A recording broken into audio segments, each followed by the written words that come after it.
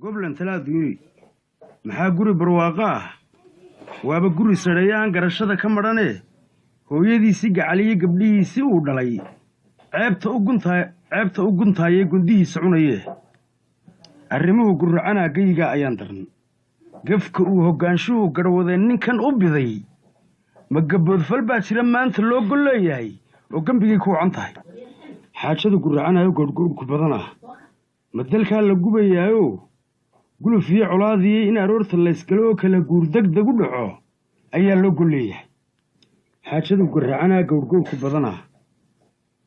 garaad xumo aanbanayo godobtiisu badantoon xil wasiirna gudan karin sida uu u geeyi karo mas-uul guud in laga dhigo magod faalku dhigayba haddaan gale ujeeddada adaa guri sareeyo ka goblamay aqoontee gocor yahow gabbaan yahow goof yahow engegane garashadu ka maqan tahay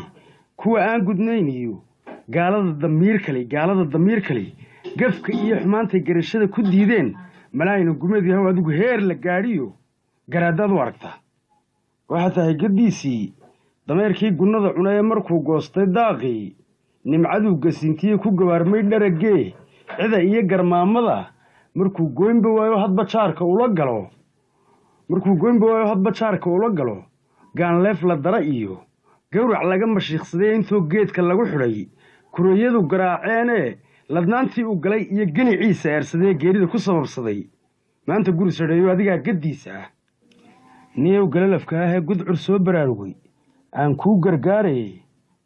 iyadoo gingimanoo gal xareedi jiifta ah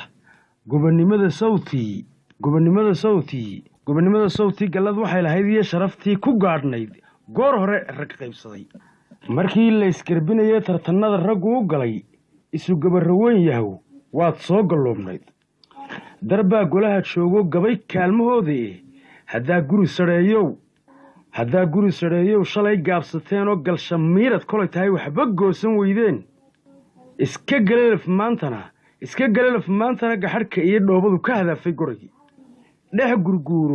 dhex gurguuro lidiqaa gunta ceelka ugu hadhaa isna garo waxaa tahay